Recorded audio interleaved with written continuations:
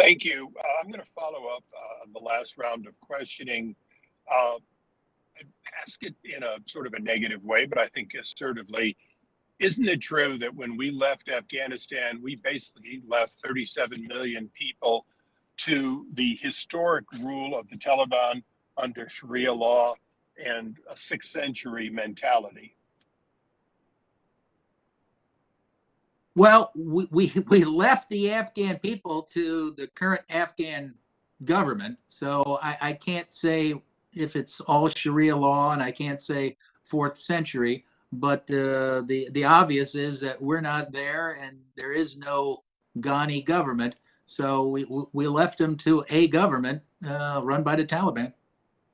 But historically, that government, when they ran things the last time, did not respect what we would consider women's rights, or more specifically, they believed in women's rights that were so different than ours that we would call them inhumane. Women are taken out of school at a very early age. They're not going to get the kind of education that we're used to. There's a lot of those things that are just a given at this point, unless you assume that they have somehow changed their ways, which there seems to be no indication. I have not seen any indication that they've changed their ways, other than they have better public relations. And again, Congressman Issa, I know you and I go back years when you were in the House Oversight and Government Reform Committee. Back then, as well as now, I have not met an Afghan woman who trusts the Taliban. Now, your reports leading up to the collapse of the Afghan military predicted that it would fold, that in fact it was not stable. Isn't that true? Well, we predicted it was fold. We did not predict it would fold as fast as it did. But if you predicted it would fold, then the decision to leave Afghanistan was by definition a decision to leave it to the Taliban and their interpretation of justice, law, and where the world should go, correct? I can't say that was purpose of the decision or whatever. Where your reports were run through the system, so they were seen by people at the highest levels of the State Department, correct? All of our reports are public, and they have been public for as long as I've been there, so almost 10 years.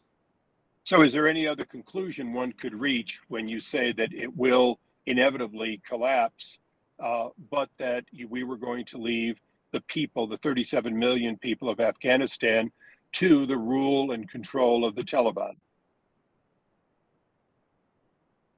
I wouldn't draw that conclusion. Our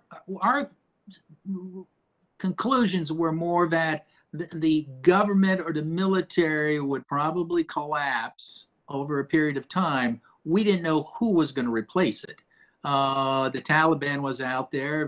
There could have been another government came in, non-Taliban, that replaced the Ghani regime, which was basically viewed as incompetent. So we didn't say Taliban is the next one in line. Well, we just besides the Taliban and ISIS-K, is there another significant group that you could name that had a reasonable possibility from a military and government standpoint of taking control of Afghanistan? Well, right now I wouldn't want to name them, but I think there were a number of warlords and other politicians and political groups that could have, and I think there was some evidence that they were planning to take over. Maybe not democratically, but they were. So there were a number of groups out there, I think, who were strong men, regional leaders that were looking to take over. Thank you. I yield back.